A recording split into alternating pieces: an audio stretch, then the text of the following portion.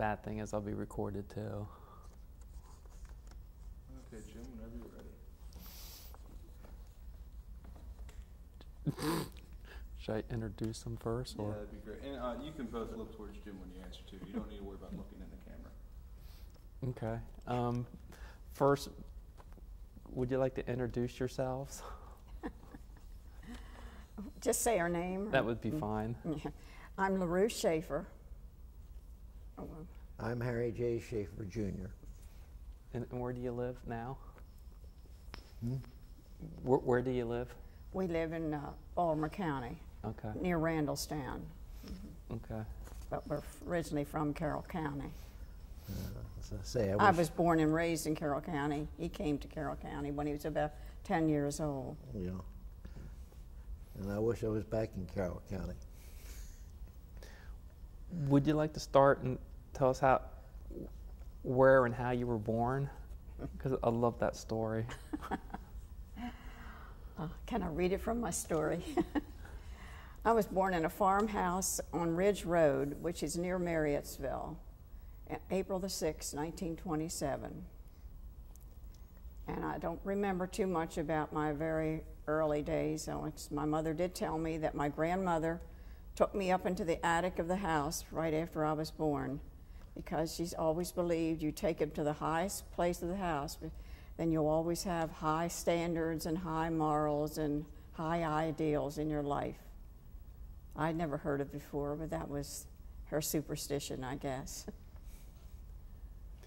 And I say I don't know too much about the early part of my life, but during the 30s was the time of the Depression, and we had a very rough life. We had a farm, but there wasn't any money. I don't know if you want to know about how we lived or what about. That would be fine. And I don't want to say describe some of your rough life on the farm. I think what they're looking for is maybe some of the activities you did on the farm. Well, we didn't have any of the conveniences you have today. In fact, we didn't even have electricity during the 30s. We had kerosene lamps. My mother washed clothes on a washboard. We had no refrigeration. We did have an ice pond on the farm where they cut ice in the winter and brought it into the ice house and put it down in the ice house, and they covered it with straw. And most of that ice kept during the summer, where they stored vegetables and cooked foods and things to keep it cold, because we had no refrigeration. We had no bathroom. We had an outside privy, toilet, and chamber pots we used at night. We didn't get a bathroom till I think 1938. I was about 11 years old. And we, raised all of our own crops and vegetables and things that we ate, and butchered our hogs. So there wasn't any extra money, but we certainly didn't go hungry. We had plenty to eat. But it was the time of the Depression, and banks closed, and my parents lost a sizable amount of money, what was sizable to them, when the banks closed around 1930. And everything was scrimp and save and scrimp and save. We had very few things of any kind of pleasure. It was always we had to save and scrimp on everything. How about the hobos? Oh, yes. Well, hobos came to our house many times. They were people that rode the rails, and they got off the trains at Marriottsville and came to our house and begged for something to eat. My mother always gave them a sandwich or something. But we saw that quite often. But they were very prominent during the 30s. And we had very few pleasures and the things we had. I remember an uncle used to bring us a pack of gum once in a while, and we were so delighted to get a pack of gum. We went to a Farm Bureau picnic once a year, and we had a quarter to spend. That was to get an ice cream, to ride the merry-go-round, or maybe get Cracker Jacks, and we were delighted with something like that. And I think I told you about going to the Medford Country Store and picking out some penny candy, which was so delightful. But we had no television or anything like that, and all of it was work from sun up to sundown, and helping on the farm, berry picking with my mother, taking care of the chickens, gathering eggs, milking a cow. We had our own milk. It was just a very simple, primitive life, but we were poor, but everybody else was, and we didn't realize we were poor. But when I'm glad, and I did go to a one-room schoolhouse for 3 years. The same schoolhouse my father went to, the Stony Ridge. It had a potbelly stove in the middle of the floor. We wrote, he wrote on slates. We did have tablets. We had about, I guess 6 classes in one room. They had a large bench in front of the room where the people would, each class would come forward and have their lesson, where you did work at your desk. They got water in a bucket from a neighbor, and everyone drank out of the same bucket of water. We had one ladle everybody drank out of. They had outside privies or toilets, one for boys, one for girls. And then finally we did go to Sykesville High School after they got the road paved in front of our house and the school bus came in. But it was a very primitive, I say, type life compared to what it is today. But I'm glad I lived through it. The memories are wonderful when I think about it. It really was.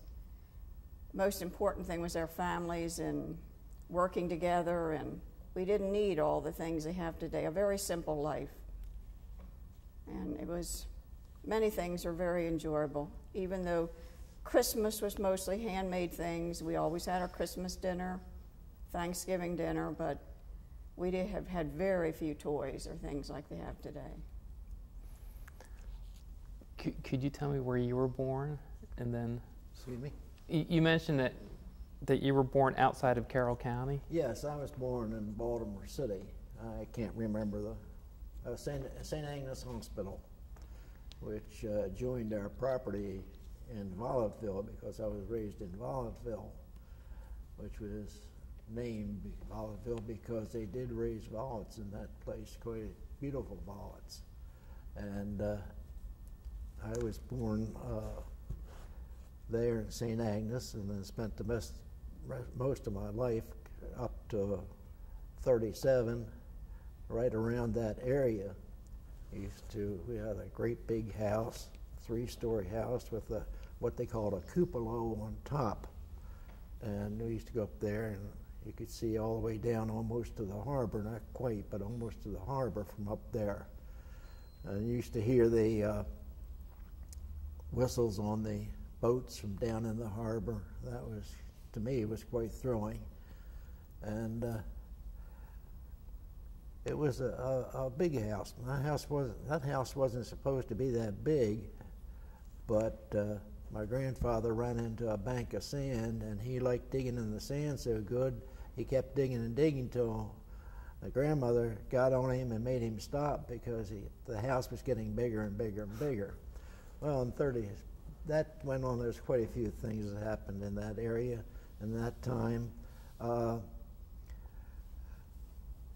37, just about. We did. 35, wasn't it? 35, I think it was. They decided they wanted a farm in Carroll County, and they found this location over in near Sykesville, about 3 miles from Sykesville and 3 miles from Marriottsville, on what was known then as Marriottsville Road, dirt road. And they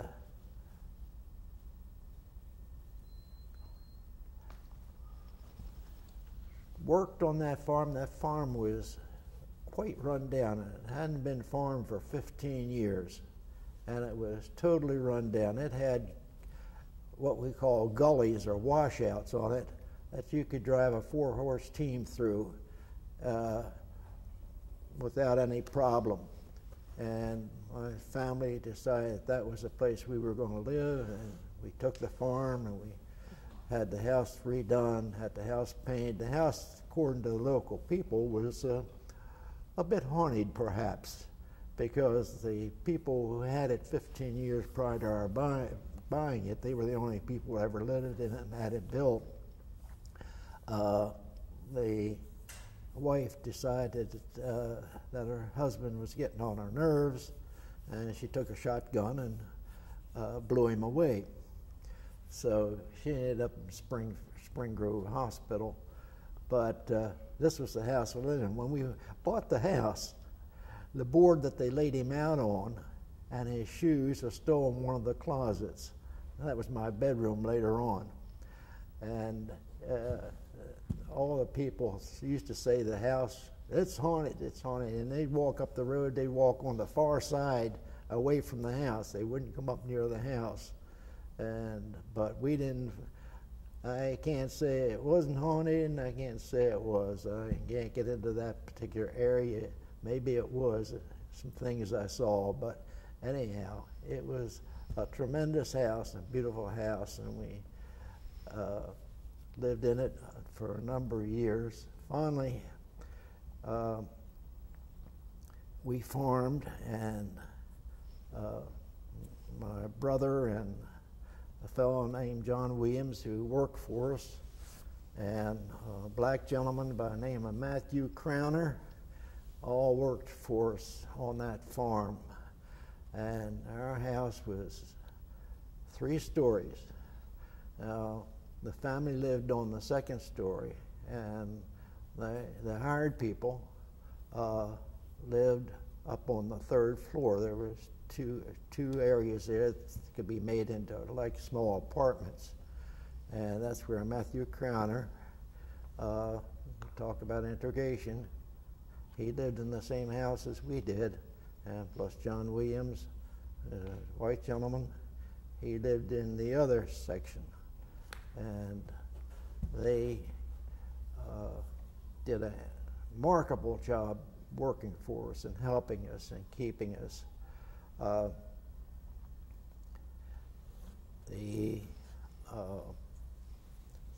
farm itself was terribly run down. It was completely let go, and nobody took care of it. It grew up in weeds, and I say, the time we got the weeds out, my mother used to say, she said, maybe I'm sorry, I'll let the weeds be cut down because now all my birds are gone. Because birds a number of different type of birds used to be out there in that area where the weeds were. But we did that. We went into contour farming and rebuilding the land and working. We went to L.C. Burns in Westminster and the Department of Agriculture and got help from them and looked after them, the farm, and did all the things that the Department of Agriculture came. In fact, we contoured farm, and the farmers in the area used to say, the Schafers are so drunk they can't plant a straight row of corn. Look, it's all in curls and turns and this, that, and the other thing, but that was part of contour farming. You farmed in the contour of the land. And we did. We built the farm up, and we worked on the farm, and we had many good crops. During the war, my mother worked like a Trojan with the homemakers and with trying to keep the farm running. My brother Bill was in the Air Force, and I was later drafted, and my brother Charles was in the Navy, and we were away from the farm. We weren't there to help. But Mother, with the aid of this John Williams and some day labor, she kept the farm running. She ran the tractor, she ran the horses later on, which she was scared to death of, and she put up fruits and vegetables, and I mean hundreds of pints and quarts, and worked with the Department of Agriculture, and it was quite some doing for her, but she managed to do it, and that wasn't her type of life when we lived in the city, but when she came to the farm, she came to it and did it properly and did it well, and everybody admired the way she handled it. She was an excellent cook, like my wife.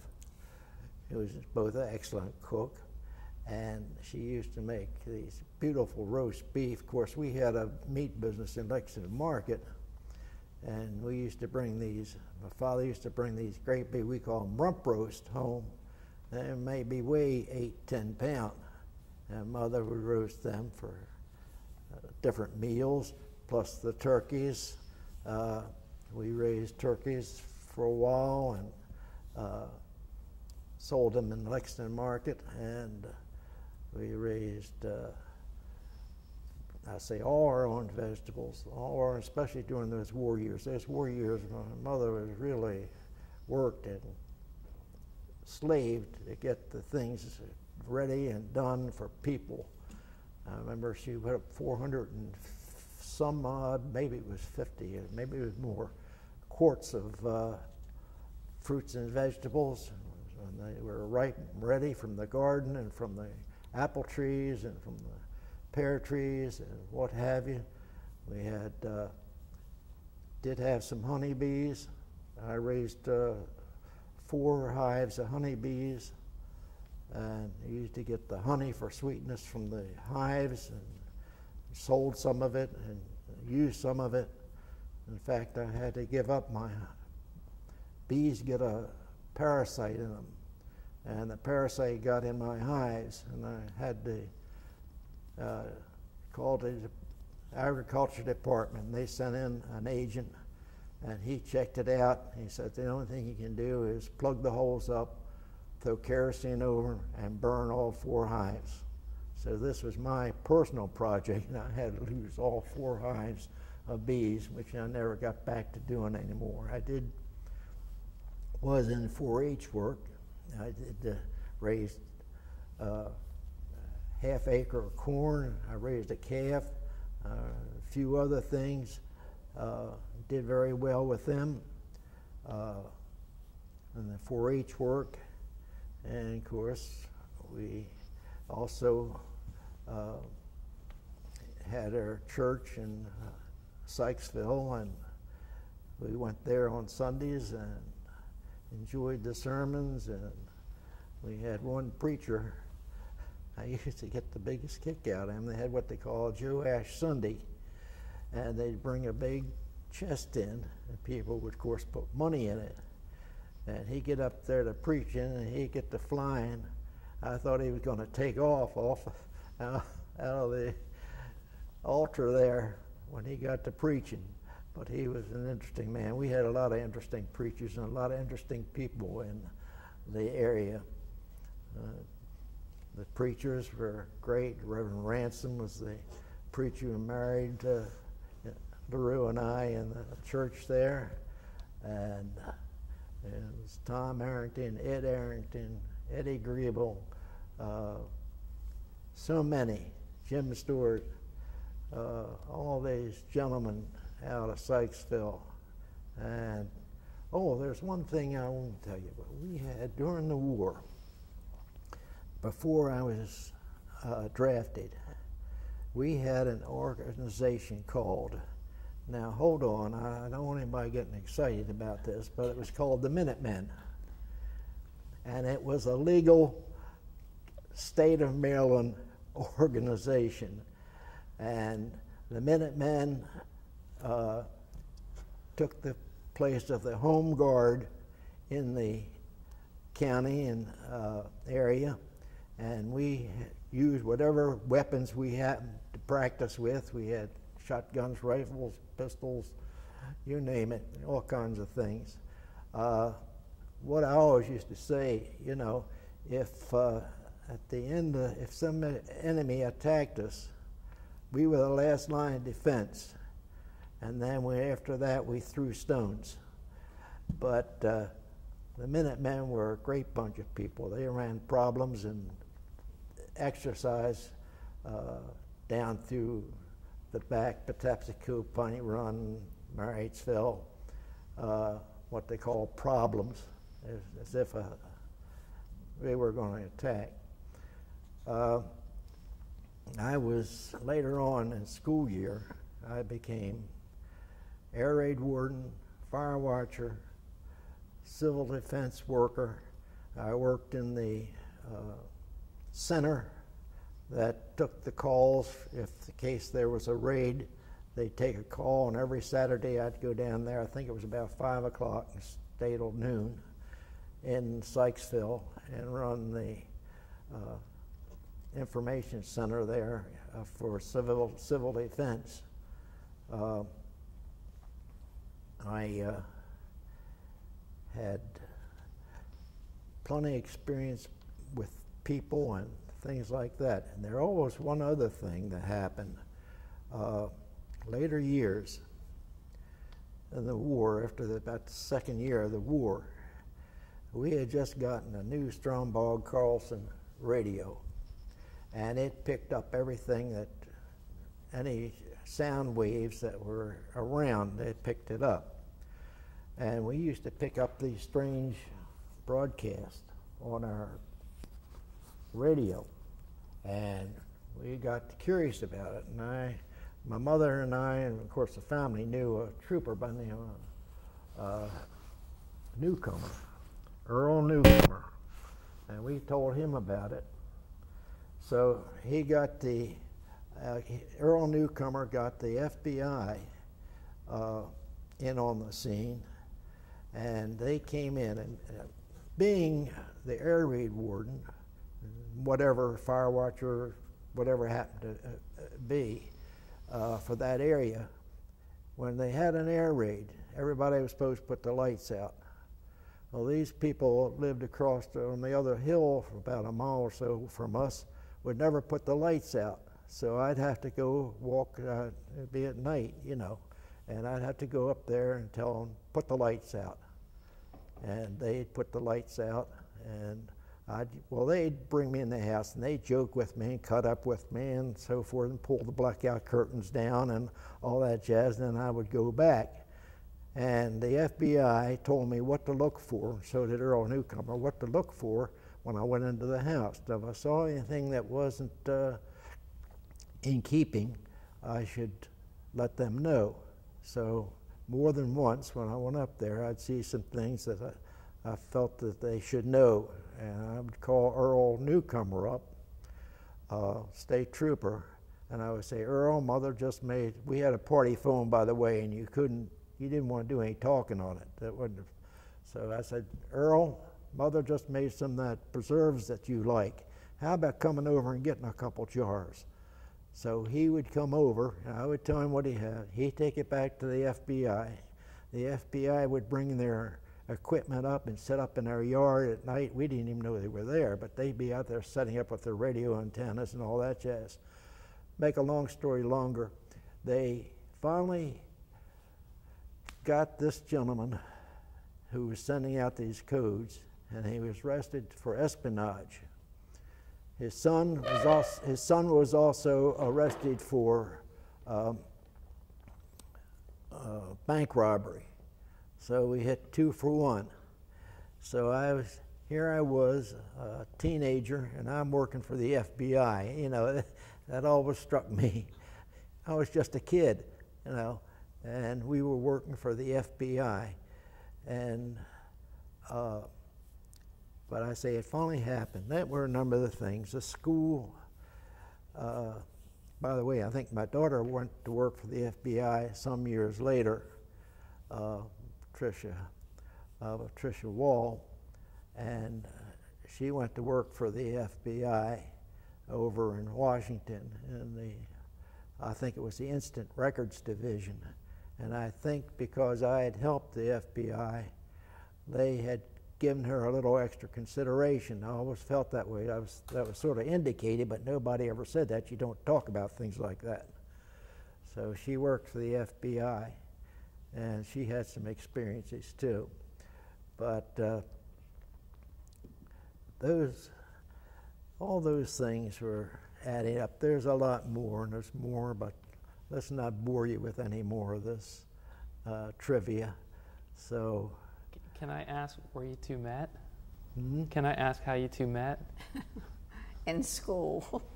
What school? Sykesville School. What grade? And we were sophomores in high school.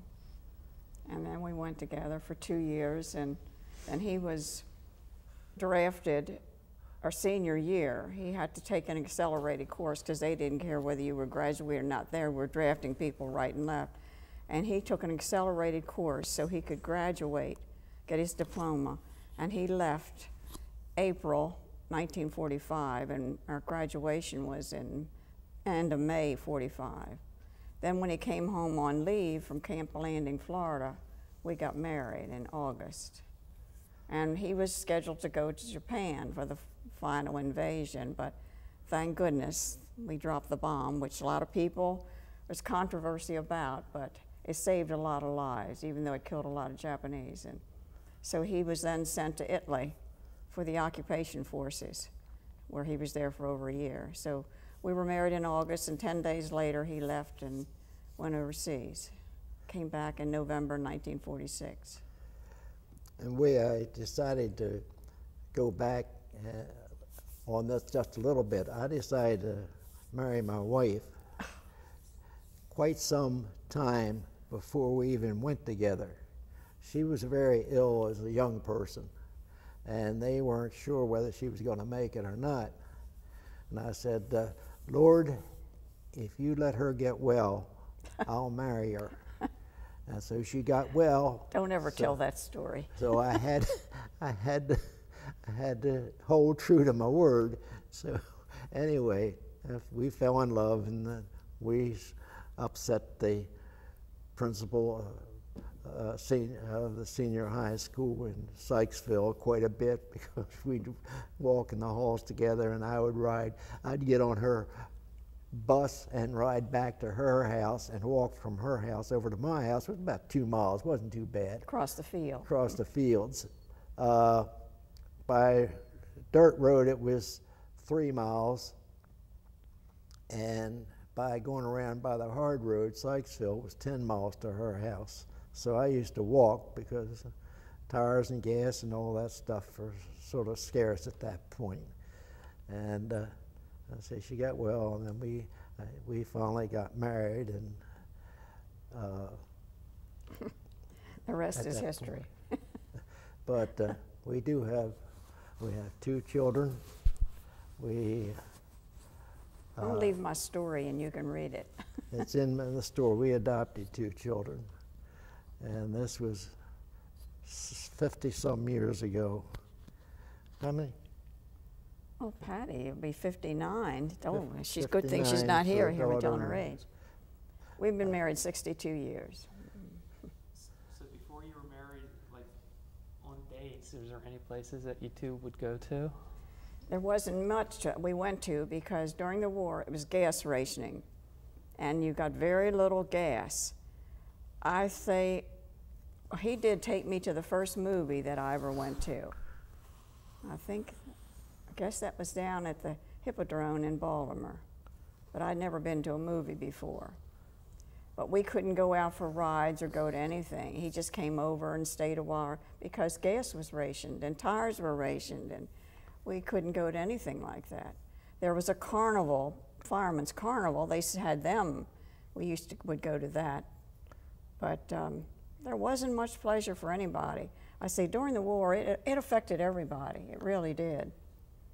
Everyone knew someone or had someone that was in the service, and that was your first concern. And things were just very short. So many things were rationed. But I know all the gas that they could get, they had to use for the tractor on the farm. They couldn't use it in the car. Do you remember anything on the Fireman's Carnival? The Fireman's Carnival?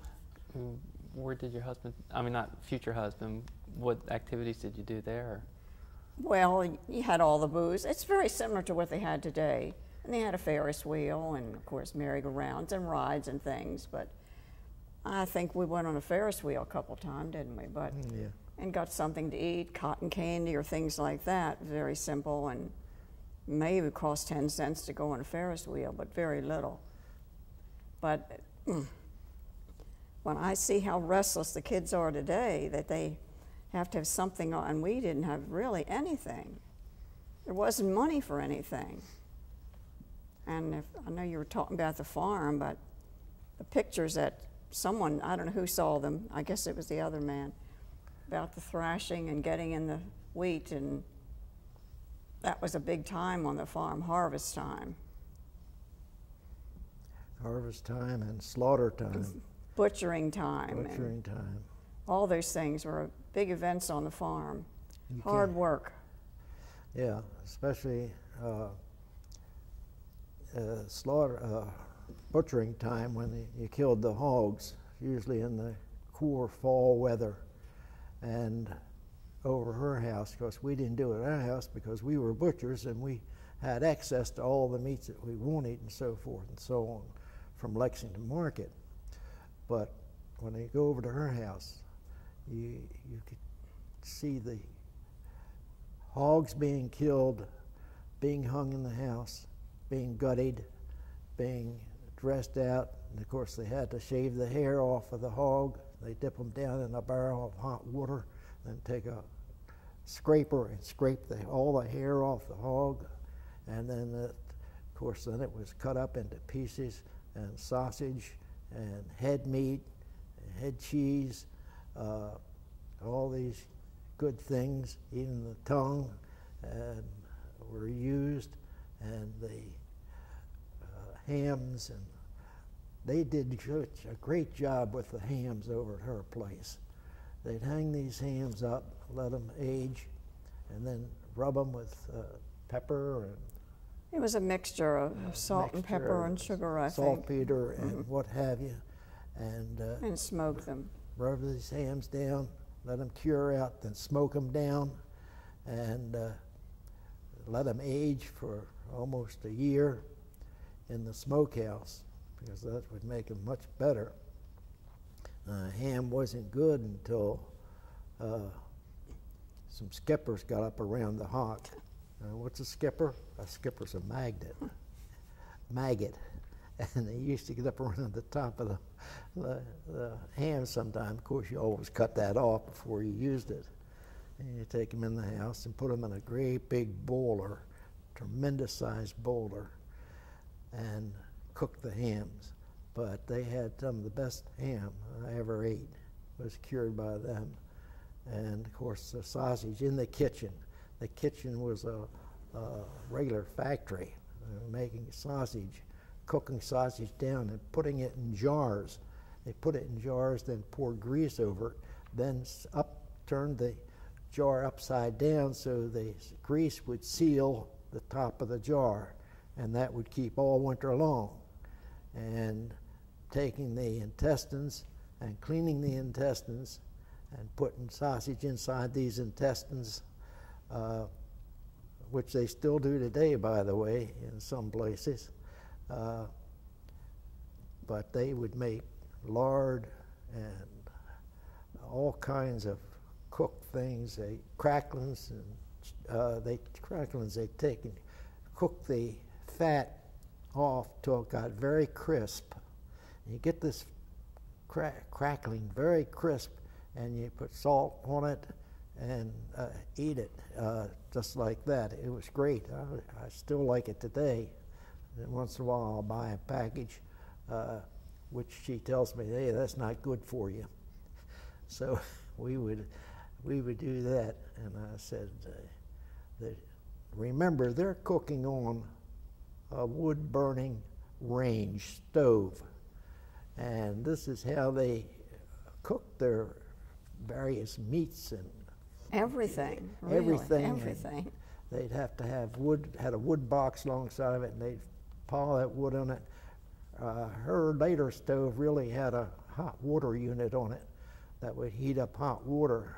When you built a fire in it, the water would get hot and on the side container, which is built into the stove.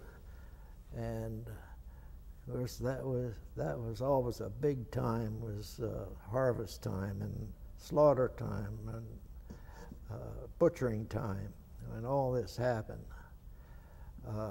Did you all ever kill any beef? I don't remember. No. No. They raised cattle, but they sold them on the market for food. And they had some beautiful cattle too. So did we. But harvest time was certainly different than today. Now they have a combine that comes in. Well, we had to cut the wheat, and then it was bound in, tied up, and put into bundles. Then they had to stack the bundles into piles around the field. Then the wagons would go out and gather the bundles of straw with the wheat, and then that was brought into the barn. And then when the thrasher came in, all that had to go through the thrasher. Then you had the grain, then all the straw had to be baled. But that was quite a time. And that's when neighbors all got together. Everyone worked together. They'd come to our house with the thrasher, all the neighbors would come. Then they would move to the next farm, and all the neighbors would go and help that farmer get his harvest in, his thrashing done. And that was a big job for my mother. She fed them breakfast, noon, and night. And we usually had a few black people working with us. I don't remember ever having any problems with black people, but we never associated. The black people ate in the kitchen, and the whites ate in the dining room. There was never any problem. They got the same thing, but you never ate together. That's just the way it was. So that was during the 30s and 40s. And I think they got, for harvest, I think it was about $1 a day for the harvest and your meals. Other times it was about 50 cents a day. I think it was only 2 cars we ever had when I was growing up. I don't know what the Dodge, they had a big Dodge that we had. They bought it in the 20s. And then in 1934, we bought a Plymouth, brand new, about $600. And we had that the whole time I was on the farm. But it was only used necessary. You never went out for a ride or anything like that. Went to the store or something. But it was never used for pleasure. So I don't think it had as many miles on it in the 10 years as most cars today have in one, because it wasn't used for that. It was just, everything we had was for a necessity. It wasn't pleasure time. And yeah, I say you worked from sun up to sundown, and we didn't have things, but I say everyone was the same way, so we didn't know any different. How about the sleigh? Oh yes, we had They had a sleigh. What Can you, we tell about that? It was sort of a wicker like you see on Christmas cards, a red wicker. It was a one-horse sleigh, and we would go out for rides in that sometime. And one time my father took us out and dumped us over in a snowdrift, and I screamed and hollered so loud my mother always told me about it. I was just a little kid. And the car was so warm. Oh, you never had a heater in a car. And the first car we had leather seats, and it was so cold, but you never went out that much anyway. Never had a heater or air conditioning or anything like that in a car. So I was trying to think of some other things on the farm, but I say it was, you didn't have television or anything to watch at night. You didn't have electricity, so when the lamp was blown out, you went to bed. Our bedrooms were so cold, you almost froze. We'd jump out of bed in the morning and run down to the kitchen to get dressed, bring our clothes to get dressed when we were kids. Only had the center heat. And we did have a furnace put in later. I had a big register in the floor in the hall, and that would heat it up somewhat. But that we only used on weekends or when company came because it was too expensive. If you could all stay warm in the kitchen, you went to the kitchen and stayed warm. How about Christmas tree? Well, we always cut that from the farm. Yeah, but where did you put it? Put it in what they call the parlor or the living room, and that room was so cold you went in and looked at it, that was all. Went in, looked at it and turned around and came out. And we had oranges at Christmas. That was such a treat for us to get an orange. That was the only time of year we had oranges. How did you decorate the Christmas tree? Oh, we decorated with, we had some really nice Christmas balls, and we made paper chains and popcorn, but we had, of course, no lights, but some right pretty Christmas balls that were handed down through the family and things like that. And I got very few toys. Most of them were handmade or handed down from some cousin or something. There again, if it wasn't necessary, you didn't get it. But we didn't feel like we were deprived or anything like that. But I say the 30s were a very, very hard time, but we knew we were on a farm and we'd have plenty to eat, and we were very fortunate compared to some people. Well, we were just the opposite. We were considered the rich Schafers. Not really, but they were. Because they had another business their meat business. They weren't depending on that farm to get anything, but the 30s were such a hard time, and then to come right behind it was the war years, which then we were really limited to what we could use because of all the rationing. But nobody minded because we were in such a mess. Everyone was trying to do their part. And all the school activities were curtailed because of the blackouts and the gas shortage.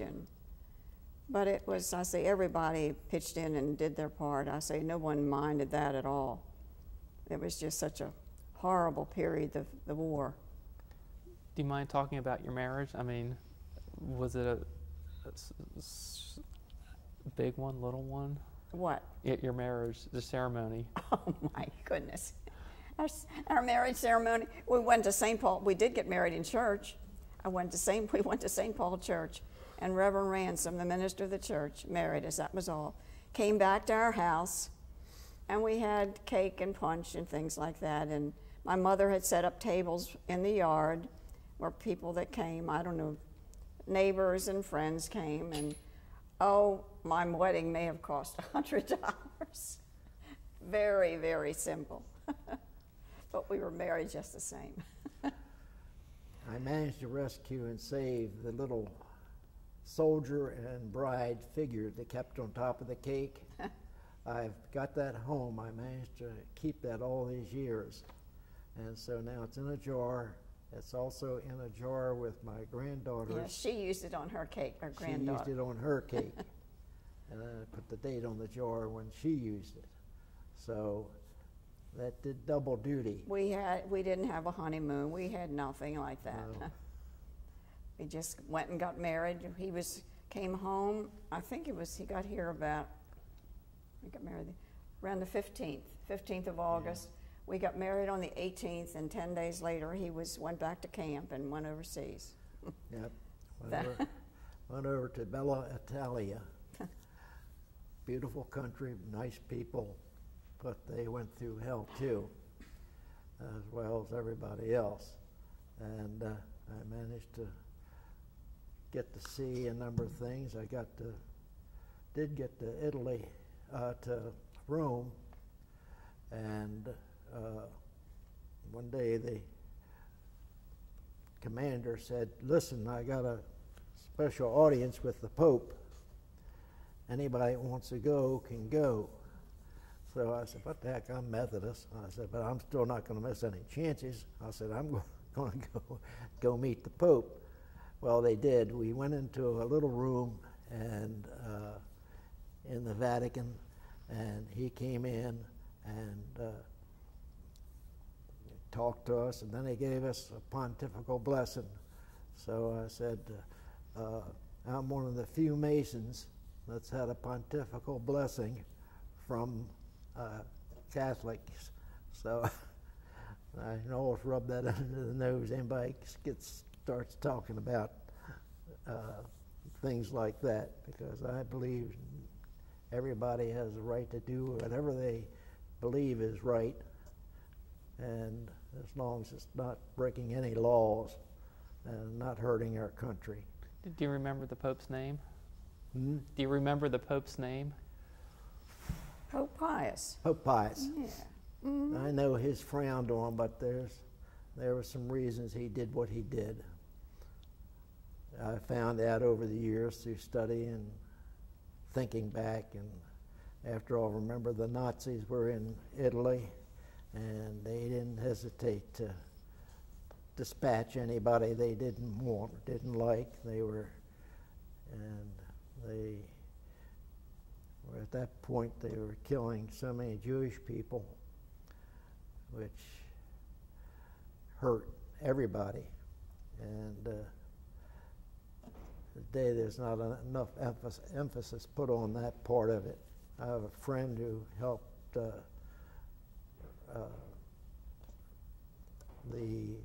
refugees get out of these camps when he was in the service. It tanked and broke down the walls and the fences, So these people, he told me about what he saw in the concentration camps, and people ought to take that to mind. When he came back, we bought our first car, a brand new Studebaker, which they don't make anymore. It cost about $1,700, a brand new car. Yeah, Clements Studebaker in Eldersburg. Maryland. A nice chap, and he was did it best he could for us. But we got that car, and I used to get teased about it because that particular model, they used to say you can't tell whether you're going or coming in that car. It looks the same on both ends. But I'd like to have it back. Anyway, that was a nice car. Well, where did you live when you got married? Or Mm-hmm. where was your first house? We lived with his mother and father Okay. for about 3 years, I guess. After he came back from the service, he went in the meat business with his father. They expected the sons to do that, go in when they had a business. And we lived there on the farm with them for about 3 years. And then she fixed an apartment in the house, and we lived there for about another year. And then his father's health was failing, and she was talking about selling the farm, and we wanted to get a place anyway. So we started looking for something, and we found one in Baltimore County where we could get a GI loan because we didn't have money either, and we moved. It was at Woodmore down near Baltimore, and bought our first house, $9,300.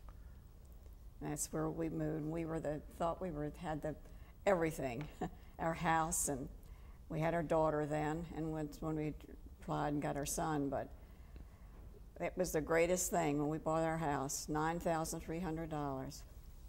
And we lived there for about 15 years, and then we moved to where we are now. Where's that? It's in Hernwood Heights, about 2 miles in Baltimore County, past the bridge down. But it's called Hernwood Heights. We moved there in '66. Not quite into Randallstown. No, it's not in, but the address is Randallstown. And we've been there ever since. So you didn't want to go into the farming business? No, farming's too hard. If you have plenty of money and hire a lot of help, but it's too hard. But I wouldn't mind coming back to Carroll County. But at our age, it's too much work. The move would be. Oh, I might move back if we get an apartment or something, but not to start out again. What do you miss about Carroll County? Carroll County, it's lovely. It's the best county around and the best people. Even with all the people that have moved in, it's entirely different when you come to Carroll County than Baltimore County. What's the difference between the two? I don't know, the people are friendlier, they're nicer. I don't know what it is, but well, of course it was much better years ago because you knew everybody. You knew your neighbors. You go into the town, say of Sykesville, everybody knew everybody. And everybody was there to help you, and go to the bank, and everybody knew you by first name, and it was just a nice time. But now it's so many people, you can't do that. But even now, when we come back to Carroll, where we come to do most of our shopping, people are very nice, much different than where we are. Where we live, we know our neighbors on each side and a few others. Other than that, we don't know anybody. Everybody's comes and going, and you just don't even see anybody anymore. But Do you visit any friends Do you visit any friends from the past when you go to Carroll? oh yes, we know quite a few people in Carroll County. Quite a few have died, but we do still know quite a few. When we go shopping even, we run into our schoolmates and things, and we have a class reunion every year. Where's that at? We usually have it in Eldersburg at Harvest Inn. It's not too many left. Well, our graduating class had about 38, I think. That was all. And I think about 8 or 10 have died, but we still get together every year. So that's kind of nice. Nice to think back upon the teachers, too, that we have. One of them, as far as I know, is still around. That's Mrs. Routson. Miller, her name is. Miller, she is now. But she used to be our English, well, my English teacher. And, but Ms. McCoy, She's passed away. She's passed away. Who was the big woman? Miss Riley. Oh, all Miss of her. Riley. Most all of them are gone. But Smacked me on the hands with a ruler. Holmes Lockhart used to run it. He beat me with a paddle one time because I was getting too uppity, and I got beat with a paddle. Didn't hurt, but anyway, just embarrassing. But a lot of good teachers. A lot of good teachers. Are we done? would you like to look over this booklet that I've written, glance through it? Anything you want to ask me from that? I think we're done right now. Yeah, if we can. During the war, his mother was quite a liberated woman, and we had 3 Japanese people living with us, which you know how you may not know, but people didn't think very kindly of the Japanese. Their parents were in internment camps on the West Coast, and they sent them east. I don't know how his mother got them, but there were 3, 2 girls and a boy, that lived with us for quite a while on the farm. And also, Camp Meade was a place where they kept German prisoners, brought them over here. And the man that worked on his farm would go down and bring German prisoners out and work on the farm. Well, that was another no-no among neighbors. I mean, you did. But it was, a lot of things like that were quite interesting with his mother. That didn't bother her at all. He was head of the Homemakers Club over in Howard County. But really, tied in with Carroll County, and the prisoners were so grateful to be here. Those that could speak any English, they didn't have any trouble with them. But I was surprised they let them out. The man that worked for him went down with his pickup truck to bring these load of German prisoners to work on the farm. I don't think they'd ever do that today. No. Well, I want to thank both of you for being here. I certainly enjoyed the conversation. I say, if I can get that story out, there's plenty of things I can think about and go on and on and on. But it was a simple life, but a good life. It really was. I wouldn't want to go back to lots of it, but I'm glad I lived through it. I think we're stronger and better for it. We'll stop there. Thank you. we're Harry and LaRue Schafer. And I remember getting married at St. Paul's Church in Sykesville, Maryland, August the 18th, 1945. Great. That's wonderful.